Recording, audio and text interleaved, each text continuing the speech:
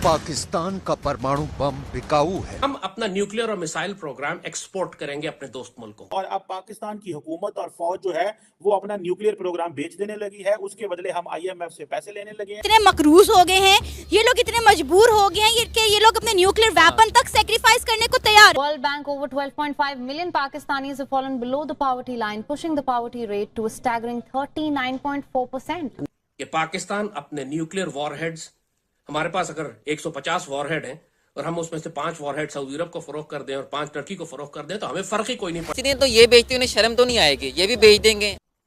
किसी के बाप की मजाल नहीं है कि हमें रोके कि हम इस टेक्नोलॉजी को एक्सपोर्ट नहीं कर सकते। ये कहते हैं जी कि 9.5 करोड़ पाकिस्तानी इस वक्त गुर्बत की जिंदगी गुजार रहे हैं। मतलब भारत की सरकार कभी भी या उनके लोग कभी भी इस तरह की बात नहीं करते। इतने अंधे हो गए हैं, इनको समझ नहीं आ रही कि अपने मुल्क के खिलाफ कह रहे हैं कि हम अपना न्यूक्लियर वेपन बेच देंगे। अगर आज हमारे बॉर्डर खुल जाए इंडिया के साथ तो हमारी जो ई-कॉमर्स की इंडस्ट्री है, हम हर लिहाज से हम कितना आगे जा सकते हैं।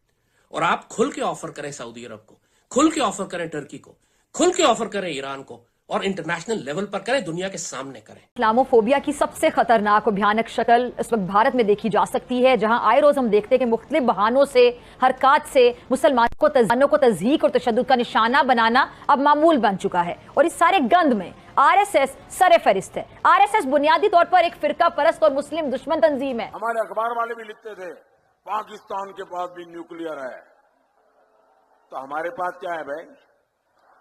ये दिवाली के लिए रखा है क्या? दुनिया में आप उधर देखें, इंडिया में देखें, मोदी साहब ने कहा, उन्होंने मजहबी टच की तरफ गए, वो हिंदुत्व को उन्होंने रिवाइव किया कि पॉपुलर चीज थी। वहां पे आप देख लें, उनका प्राइम मिनिस्टर कभी सोच नहीं सकते, नेहरू साहब रहे, बाकी रहे, एक सेकुलर, एक उनकी एक ट्रेडिशन रही। आज का देखें कितनी मजहबी चीजों पे, क्योंकि वोटर जो है वो वोट आपको मजहब की बुनियाद पे देखें, एक नेशनलिज्म की बुनियाद पे, या मैंने उसको मजहब की बुनियाद पे अपना एक वो बनाना है, लोगों को मजहबी टच देना है, ये करने वो फिर डैम केयर एटीट्यूड होता है। आपका पॉपुलर चीज है, मजहब सेल होता है, आपका नेशनलिज्म सेल होता है कि हम गुलाम थोड़े हैं, वो आज कौम चढ़ गई पहाड़ पे। Since last year, Pakistan has faced a dire economic crisis. काश यही लोग पाकिस्तान के लिए कभी नहीं करते, काश पाकिस्तान के लिए लॉबी करते। हमने पूरी दुनिया से स्मगल करके, चोरी करके, दुनिया के कवानीन को बाईपास करके, स्मगल करके हमने अपना न्यूक्लियर प्रोग्राम बनाया और अल्लाह के फजल से अपने जोर बाजू पे बनाया। अफगानिस्तान को आप देख लें तो उन्होंने इतनी बुरी माशियत को संभाला कि दुनिया तो ये कह चुकी थी उसके बारे में कि ये कभी भी किसी सूरत भी दोबारा नहीं उठेगा। लाहौर का कोर कमांडर था जो उस वक्त कमांड कर रहा था ऐसी फौज को जो इंडिया के साथ खड़ी हुई। आपका क्या ख्याल है, उनको सजाएं नहीं होनी चाहिए?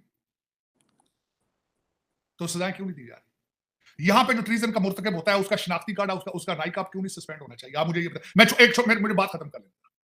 पन्नू साहब के साथ जिन्होंने यहां सपोर्ट किया है उनकी जायदादें भारत में जब्त कर ली गई हैं। चीमा साहब, यस, यही बात करने लगे। तो चीमा साहब, अगर भारत अपनी रेट ऑफ जो स्टेट है उसको करने के लिए जायदादें जब्त कर सकता है, आप शनाख्ती कार्ड और पासपोर्ट भी सस्पेंड नहीं करना चाहते हैं, तो फिर इसका इस तरह करें, छोड़ देंगे, स्टेट इस तरह नहीं चलेगी। वो जिस तरह यहाँ किसी ने कहा था, यहीं से वो यहाँ पे एक नुमाइंदा है जो बैठा, जिसने कहा था ख्वाजा नहीं है तो सियालकोट इंडिया को दे दें, तो फिर दे दें सियालकोट इंडिया को। वो तो यही चाहते हैं। तो यही आज जो IMF के सामने खड़े होकर नारे लगा रहे हैं आपके आर्मी चीफ का नाम ले लेके, वो क्या चाहते हैं? उनसे पूछना चाहिए क्या चाहते हो तुम? चीमा साहब, मैंने बड़ी तफसील के साथ आपके इलेक्शन कमिश्नर साहब जो है उन्होंने बड़ा भरपूर जवाब दिया है उमर अयूब की सारी स्टेटमेंटों का, और बिलखसूस उन्होंने एक जर्नलिस्ट के साथ बड़ी तफसील से बात करके उन्होंने बताया है कि अगर हमें करप्ट होता तो इमरान खान PTI 16 सीटें जीतती। जब इमरान खान उस वक्त हमजा शहबाज था तो 7 सीटें जीती थी। इमरान खान ने हर जगह से अपना नाम दिया था, जीतते वो। फिर उन्होंने कहा अगर करप्शन होती तो मियां नवाज शरीफ मंसारा से अपनी सीट हारते। जवाब दिया। उन्होंने बताया है कि किस तरीके से इमरान खान साहब के साथ मेरे रिलेशनशिप खराब हुए। उन्होंने बताया मुर्शिद पाक ये क्या करते थे अपने दौर के अंदर। उन्होंने बताया कि आजम खान के साथ मेरी कन्वर्सेशन क्या थी, बताया। देखिए कि हकीकत चीमा साहब जिस तरह स्टेट को चलाने वाले चला रहे हैं, स्टेटें चलती थी।